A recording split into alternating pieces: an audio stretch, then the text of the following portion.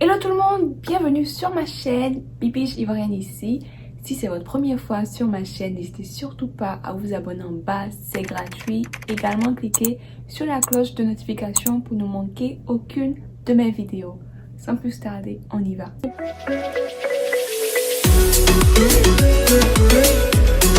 Le premier point que je tenais à partager avec vous touche deux bills, donc deux factures d'immigration qui sont supposées être votées cette semaine. Deux factures, une fois signées, pourront offrir un chemin vers la citoyenneté à beaucoup de personnes, notamment les TPS, les Dreamers et les travailleurs agricoles. Environ 2,5 millions de Dreamers et d'autres immigrants avec des statuts temporaires, notamment les TPS qui sont les ressortissants du Libéria, El Salvador, Honduras et Haïti, pourront recevoir un statut légal une fois cette facture approuvée.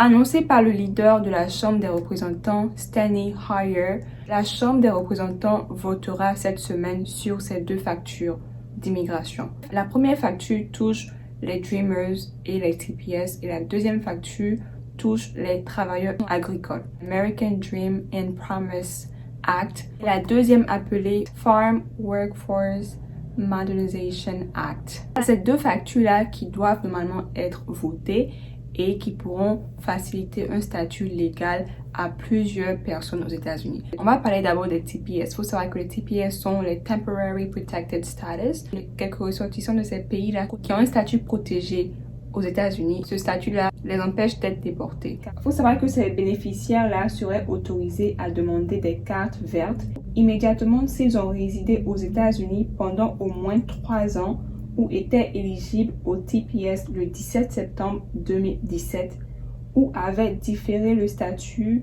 de départ forcé à compter du 20 janvier 2021.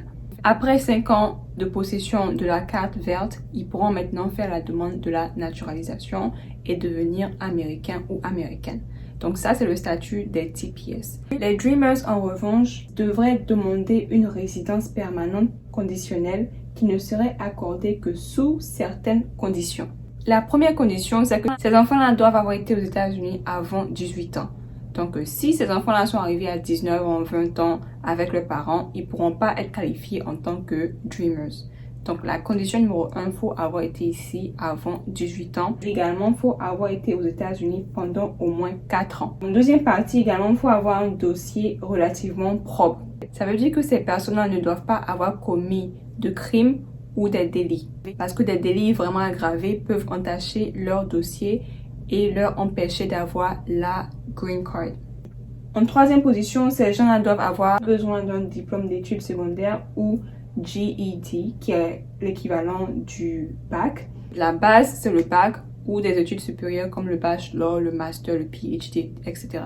La dernière condition, c'est que ces gens-là auraient besoin de passer une vérification des antécédents et d'autres conditions d'éligibilité.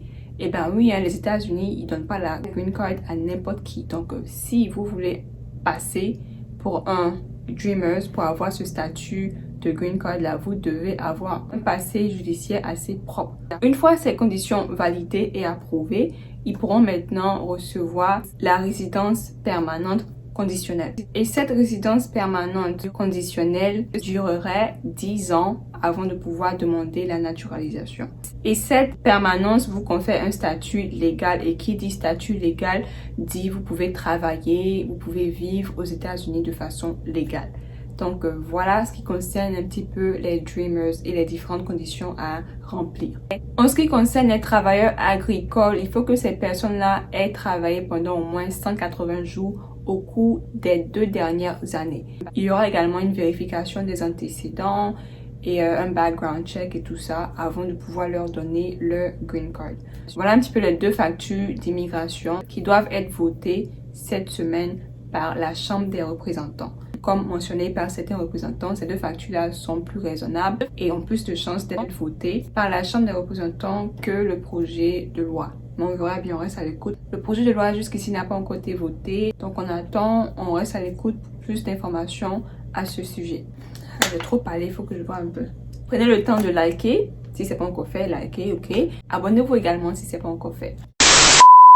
Alors la deuxième nouvelle dans cette vidéo, c'est le programme CAM.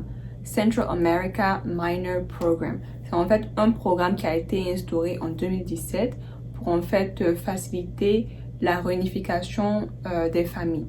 Donc les parents qui sont ici de façon légale aux États-Unis, qui ont leurs enfants quelque part au Honduras, Guatemala et El Salvador, ces gens-là peuvent demander à ce que leurs enfants viennent les rejoindre ici aux États-Unis. Alors ce programme a été clôturé en 2017, bien évidemment, quand le président sortant avait pris fonction.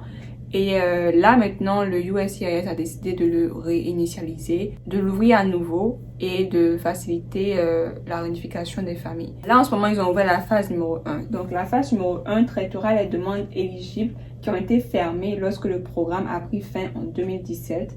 Et la deuxième phase commencera à accepter de nouvelles demandes avec les directives mises à jour à suivre. Pour l'instant, tous ceux qui avaient fait la demande pour rejoindre leurs parents ici aux États-Unis, ces gens-là pourront commencer à être programmés pour venir aux États-Unis. Parce que depuis 2017, il y a un backlog, il y a un arriéré de dossiers. Donc, tous ces dossiers-là doivent être traités d'abord avant d'entamer la phase numéro 2 qui consiste à prendre des nouvelles demandes. Ceux qui vont appliquer maintenant seront dans la phase numéro 2. Donc, votre dossier ne sera pas regardé tant que la phase numéro 1 n'a pas été complète. Ce programme a été mis en place pour gérer le flux d'immigrants à la frontière sud des États-Unis, et également pour faciliter un statut légal et une immigration légale à ces personnes-là qui veulent rejoindre leur famille aux États-Unis. Voilà, c'était les deux nouvelles que je tenais à partager avec vous. Donc, on reste à l'écoute pour le vote. La Chambre des représentants doit voter sur ces deux factures-là. On verra bien comment ça va se passer. Et restez à l'écoute pour plus d'informations sur le projet de loi du président Joe Biden. Et donc voilà, c'est la fin de la vidéo. N'hésitez pas à liker, commenter si vous avez des questions. Abonnez-vous sur ma page Instagram et partagez la vidéo également. Sur ce, on se dit à la prochaine. Au revoir.